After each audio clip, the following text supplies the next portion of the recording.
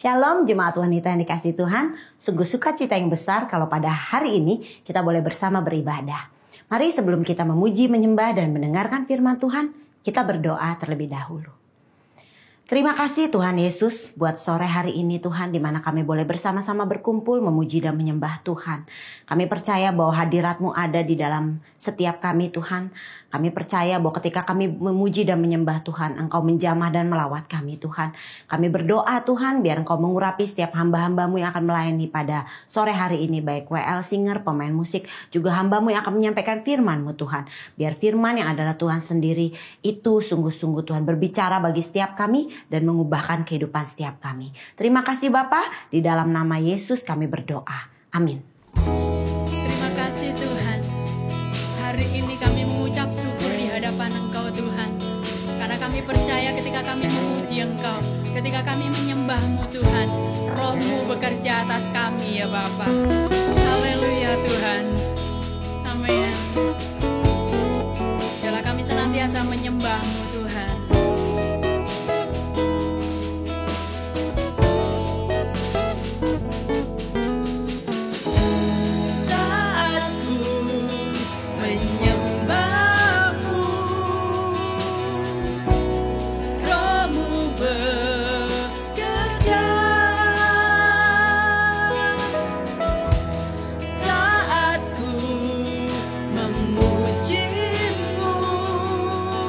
Kau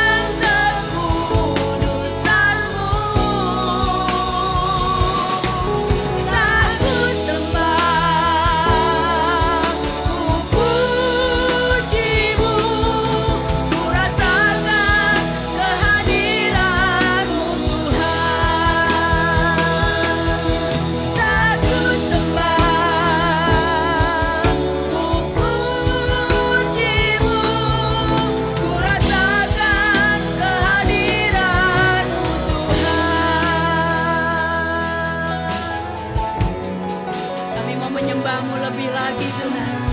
Kami mau sujud di hadapan-Mu Tuhan. Amin.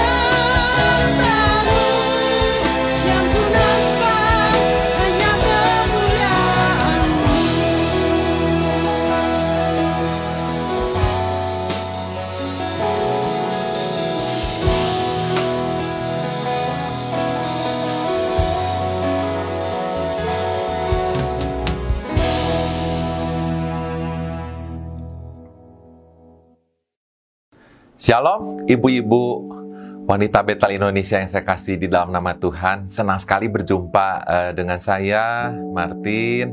Kita akan memulai ibadah WBI pada sore hari ini. Terima kasih buat Ibu Ketua yang sudah mengundang saya untuk boleh menyampaikan firman Tuhan pada sore hari ini. Kita memasuki tema yang baru di bulan September, yaitu mengenai disiplin rohani. Ibu-ibu yang saya kasihi, mari sebelum kita mulai firman Tuhan, kita satukan hati kita berdoa bersama-sama. Tuhan Yesus, kami mengucap syukur buat sore hari ini Tuhan. Kami percaya Tuhan, Engkau ada di tengah-tengah kami. Kami berdoa Tuhan, supaya ibu-ibu yang mendengarkan melalui YouTube ini Tuhan, mereka boleh diberkati, mereka boleh belajar mengenai disiplin rohani ya Bapa. Tolong hamba-Mu Tuhan yang oleh karena kasih karunia Engkau boleh mengajarkan, menyampaikan isi hati Engkau.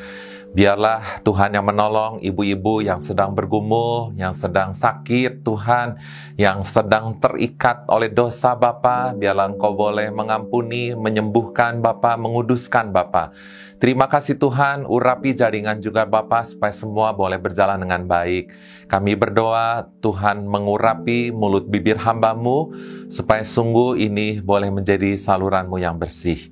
Terima kasih, di dalam nama Tuhan Yesus kami berdoa dan kami mengucapkan syukur. Amin. Ibu-ibu, kita akan memulai dengan disiplin rohani. Apa sih disiplin rohani? Sebagai anak Tuhan yang sudah lahir baru, Tuhan menginginkan kita bertumbuh secara dewasa di dalam kerohanian. Tuhan menginginkan kita menghasilkan buah roh, seperti di dalam Galatia 5 ayat 22 dan 23. Ya, firman Tuhan mengatakan dalam Roma 8 ayat 29, sebab semua orang yang dipilihnya dari semula, mereka juga ditentukannya dari semula untuk menjadi serupa dengan gambaran anaknya, supaya ia, anaknya itu, menjadi yang sulung di antara banyak saudara. Jadi Tuhan mau ibu-ibu, saya semua menjadi serupa dengan gambaran Tuhan. Nah, bagaimana caranya? Setelah kita mengenal Tuhan, menerima Tuhan secara pribadi, kita mau remind ibu-ibu yang saya kasihi. Pertama, kita mau belajar mengenai doa. Doa adalah nafas orang Kristen, dikatakannya dalam 1 Tesalonika 5 ayat 17, tetaplah berdoa. Nah, doa itu artinya dialog saya dengan Tuhan, saya ngobrol dengan Tuhan, ada komunikasi antara saya dengan Tuhan. Kita berbicara dengan Bapa, kita ngobrol dengan Bapa, kita mengutarakan segala sesuatu dengan Bapa, dan kita mendengarkan apa yang Tuhan mau sampaikan melalui hidup kita. Nah, dalam doa itu ada 4 P ya, yang lebih mudah untuk ibu-ibu boleh belajar. P yang pertama adalah pujian dan penyembahan. Artinya awalnya kita menyanyikan lagu puji-pujian. Kita menyanyikan pujian kepada Tuhan di awal ya. Misalnya ibu-ibu bangun pagi atau doa malam. Nah, ibu-ibu boleh melakukan P yang pertama, yaitu pujian dan penyembahan. Kunaikan syukur padamu Yesus, ku sembah sujud kepadamu Tuhan. Nah, kira-kira seperti itu ya, pujian dan penyembahan. P yang kedua, kita melakukan pengucapan syukur. Ucapkanlah syukur, berterima kasihlah untuk berkat Tuhan, baik secara rohani maupun jasmani.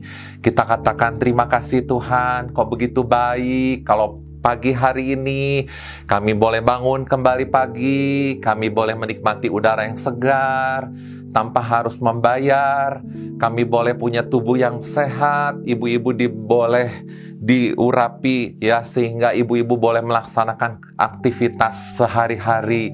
Mari kita naikkan ucapan syukur kita untuk P yang kedua di dalam doa. Lalu P yang ketiga adalah pengakuan dosa. Kalau ada di antara ibu-ibu yang melakukan dosa, akuilah secara spesifik apa kesalahan ibu-ibu di hadapan Tuhan dan bertobatlah ya. Dan P yang terakhir adalah permohonan, yaitu ada 5 hal yang lebih mempermudah untuk doa bagi ibu-ibu.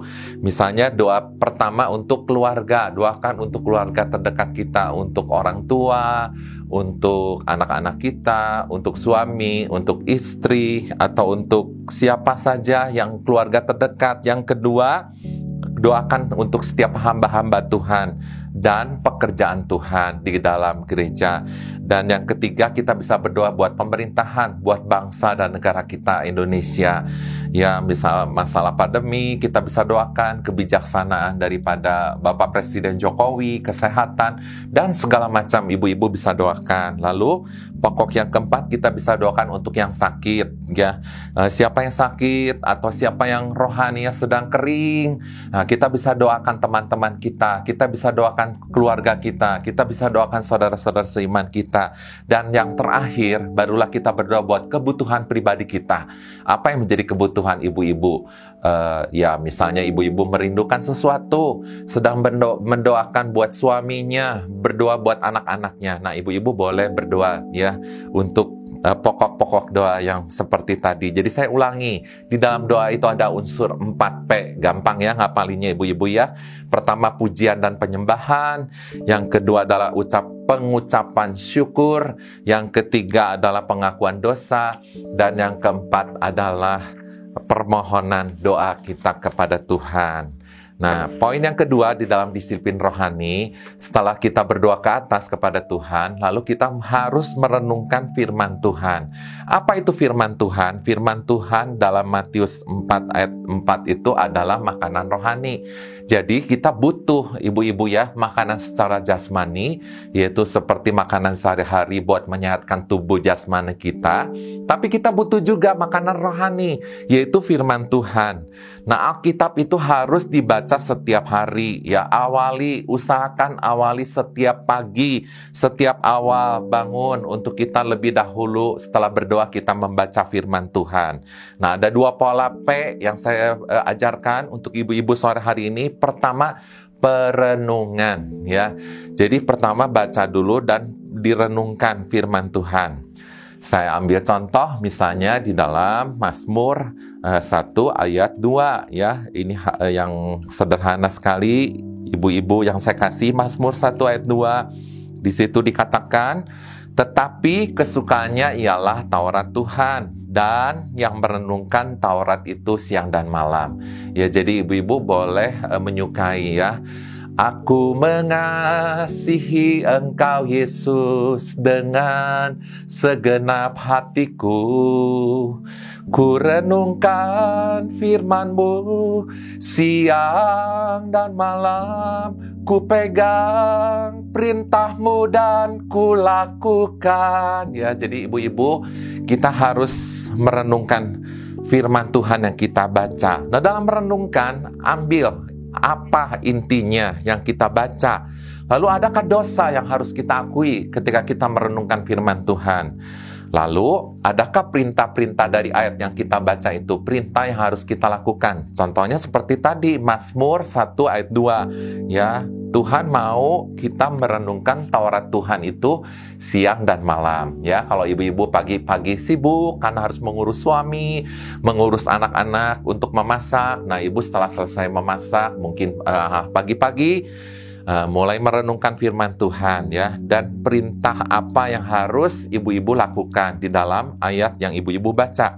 Lalu ada janji apa yang terkandung di dalamnya?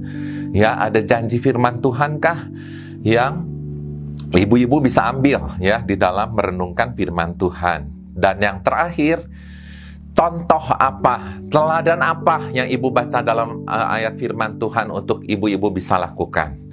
Ya, nah itu P yang pertama, perenungan. P yang kedua adalah penerapan ya. Kita harus menerapkan firman Tuhan. Dalam Yakobus pasal 1 ayat 25 ya, mari kita membaca ibu-ibu bersama-sama dengan saya.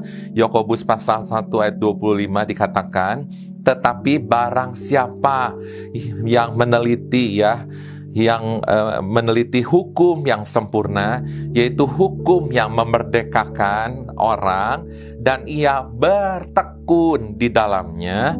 Jadi bukan hanya mendengar dan melupakannya, tetapi sungguh-sungguh melakukannya. Ya, itulah yang Tuhan mau, maka ia akan berbahagia dikatakan oleh perbuatannya. Jadi setelah ibu-ibu merenungkan, P yang kedua adalah penerapan. Buatlah komitmen, lakukanlah aplikasi seperti apa yang firman Tuhan baca. Ya, penerapan itu sifatnya pribadi dan praktis gitu ya. Jadi perlu betul-betul dilakukan perenungan dan penerapan. Nah, setelah melakukan perenungan firman Tuhan, ya, setelah kita menggali firman Tuhan dan firman Tuhan yang kita baca itu boleh memberi kekuatan buat kita, maka kita bisa melakukan hal yang ketiga, disiplin rohani yang ketiga. Yang tadi pertama apa ibu-ibu? Yaitu kita berdoa kepada Tuhan. Yang kedua, kita membaca firman Tuhan dan merenungkannya dan menerapkannya firman Tuhan. Nah, yang berikutnya, yang ketiga adalah ibadah ya. Walaupun kita tidak bisa ibadah secara offline, beberapa waktu yang lalu ya, tetapi kita ibadah secara online ya, tetapi tidak apa-apa ibu-ibu ya, yang penting kita melakukan ibadah. Ibrani 10 ini satu firman Tuhan yang sangat terkenal sekali, dikatakan di dalam Ibrani 10 ayat 24 dikatakan, dan marilah kita saling memperhatikan ya, supaya apa? Kita saling mendorong di dalam kasih, di dalam pekerjaan baik. Ayat 25, janganlah kita menjauhkan diri dari pertemuan ibadah kita seperti yang dibiasakan oleh beberapa orang. Tetapi marilah ibu-ibu kita semakin giat melakukannya menjelang kedatangan hari Tuhan yang sudah sangat dekat ini. Jadi yang Tuhan mau itu ada ibadah ya, ada persekutuan. Mungkin kalau tidak bisa kita ibadah secara online, kita bisa membangun mesbah keluarga ya, bangun hubungan dengan bapak, dengan suami, dengan anak-anak. Mungkin setiap malam kita berdoa bersama-sama, lakukan ibadah bersama-sama ya, digilir ya, seperti misalnya saya lakukan di rumah. Saya gilir misalnya bagian yang berdoa hari ini Ibu Penny, bagian yang berdoa besok adalah Samuel, anak saya yang pertama, lalu hari lusa berikutnya lagi bagian yang ketiga yaitu Fritz yang akan memimpin di dalam doa. Ya, jangan menjauhkan diri dari pertemuan-pertemuan ibadah kita. Di situ kita bisa mencurahkan isi hati kita bisa sharing, kita bisa ngobrol, kita bisa boleh membawa beban-beban doa. Itu mengenai yang ketiga, mengenai ibadah ya. Nanti kalau sudah boleh dilakukan ibadah secara offline, nah ibu-ibu yang jangan lupa divaksin ya. Saya mendorong ibu-ibu yang ada di rumah yang belum divaksin, silakan divaksin. Sehingga ibu-ibu kalau nanti ada jatah boleh ibadah offline kembali, nah ibu-ibu bisa datang bersama-sama. Ya mungkin saya dengar pertemuan ibadah WBI itu 1 bulan 1 kali diadakan ibadah secara offline. Ya datanglah ibu-ibu, karena itu boleh menghangatkan kita, boleh mendorong kita bertemu dengan saudara-saudari seiman kita.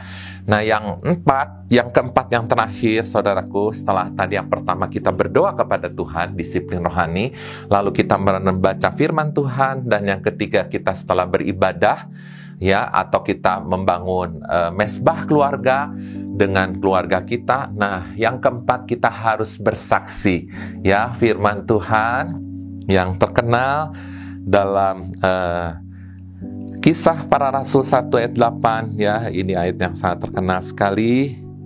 Saya akan bacakan buat ibu-ibu di rumah, yaitu, tetapi kamu akan menerima kuasa kalau Roh Kudus turun ke atas kamu, dan kamu akan menjadi saksimu. Di mana? Di Yerusalem, di seluruh Yudea dan Samaria, dan sampai ke ujung bumi. Jadi ibu-ibu bisa melakukan bersaksi yang terakhir ya. Kalau ibu-ibu sudah berdoa, membaca firman Tuhan, bersekutu, bersaat teduh, nah ibu-ibu boleh melakukan bersaksi, bercerita ya, mungkin bisa WA call sekarang ya, bisa melalui video call ya, kita bisa berjumpa dengan saudara-saudara seiman kita atau berjumpa dengan keluarga kita. Di situ kita bisa bersaksi, menceritakan semua kebaikan Tuhan, semua pertolongan Tuhan. Ya, ibu-ibu melalui bersaksi ini kita juga akan dikuatkan, kita juga akan diteguhkan ya. Saya akan bersaksi juga ya, kalau setiap pagi misalnya saya suka berlari pagi sekarang karena pandemi COVID-19 ini, jadi olahraga yang bisa saya lakukan adalah berlari pagi ya. Setiap kurang lebih jam 6 sampai setengah 7 pagi saya mulai bangun pagi dan saya mulai berlari pagi. Nah dalam setiap saya berlari, saya mulai bertemu ya dengan orang-orang yang ada di sekitar di lapangan, lalu saya mulai bercerita tinggal di mana dan segala macam ya, Bapak Ibu, ibu-ibu. Lalu saya mulai sedikit demi sedikit memberikan firman Tuhan. Misalnya hari ini udara cerah, mataharinya bagus, betapa indahnya ciptaan Tuhan, betapa mulianya karunia Tuhan ya. Bagaimana dengan Bapak atau Ibu kondisi hari ini ya. Nah di situ banyak yang curhat gitu ya. Di situ banyak yang cerita juga kalau ada problem dalam perusahaannya, dalam pekerjaannya, dalam rumah tangganya. Di situ saya bisa memberi kekuatan ya, walaupun saya tidak hanya menceritakan siapa Tuhan Yesus, tapi saya bisa mengisi nilai-nilai kehidupan. Ya, kita bisa bersaksi mengenai nilai kekristenan. Lalu apa yang saya lakukan kalau saya misalnya di rumah? Ya, saya bisa video call dengan saudara-saudara seiman saya, dengan jemaat saya yang ada di cabang. Ya, saya berdoa, bagaimana kabarnya Ibu hari ini? Apakah Ibu baik-baik saja atau Bapak baik-baik saja? Adakah yang harus kami dukung di dalam doa? Ya, jadi marilah ibu-ibu mulai bersaksi. Dan kalau di dalam ibadah WBI ada komsel, ya carsel yang diadakan secara Zoom, nah ibu-ibu boleh melakukan kegiatan itu. Karena di situ kita boleh saling menguatkan, kita boleh saling sharing satu sama lain. Ya, demikian firman Tuhan. Tidak saya panjangkan lagi, jadi saya ini ibaratkan seperti roda kehidupan orang Kristen, ya. Jadi yang pertama, saya ulangi ibu-ibu, kita harus berdoa kepada Tuhan. Yang kedua, jangan lupa kita membaca firman Tuhan. Dan yang ketiga, kita juga harus beribadah. Kalau tidak bisa ibadah online, bisa kita lakukan, yaitu kita bisa saat teduh, bisa mesbah keluarga di rumah. Dan yang terakhir, kita bisa bersaksi dimanapun, walaupun kondisi COVID seperti ini, bisa ibu-ibu lakukan ya, dengan video call, dengan WhatsApp, dengan apapun, dengan yang tadi saya lakukan, misalnya saya berlari pagi, atau ibu-ibu misalnya ya berjalan berjalan kaki ya, olahraga, itu bisa sharing. Ya, saya menantang ibu-ibu pada malam hari ini, kalau ada di antara ibu-ibu yang mulai kedodoran, ya, tidak pernah berdoa, tidak pernah baca firman, apalagi bersaksi, apalagi membangun mesbah, mulailah kita bertobat pada malam hari ini ya. Mari ibu-ibu, firman Tuhan tidak saya panjangkan, kita akan berdoa bersama-sama. Terlebih dahulu, Tuhan Yesus, kami bersyukur buat firman yang sudah kami bagikan Tuhan, dan Roh Kudus Engkau yang menolong, memberi pencerahan lebih lagi supaya kami boleh melakukan disiplin rohani. Tolong kami ya Roh Kudus supaya kami boleh melakukan doa. Di dalam doa itu ada pujian penyembahan, ada pengucapan syukur, ada pengakuan dosa, dan ada permohonan yang dinaikkan ya Bapak. Dan biarlah kami juga boleh melakukan firman Tuhan, yaitu 2P ya Bapak, yaitu pembacaan firman Tuhan, perenungan firman Tuhan, dan penerapan firman Tuhan. Dan kami boleh menjadi melakukan ibadah, melakukan mesbah keluarga, dan kami juga boleh menjadi kesaksian Engkau yang indah Tuhan. Kami boleh menjadi duta-duta Engkau di tengah-tengah dunia ini Tuhan, karena kami percaya penyertaan kuasa Roh Kudus boleh menolong kami.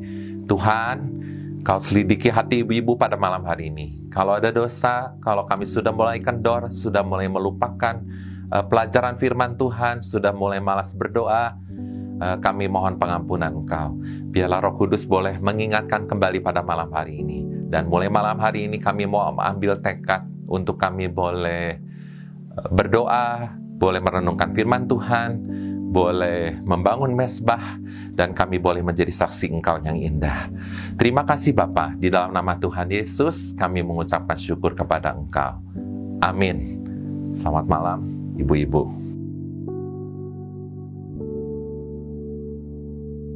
Shalom ibu-ibu, wanita Betel Indonesia Pasir Koja yang diberkati oleh Tuhan.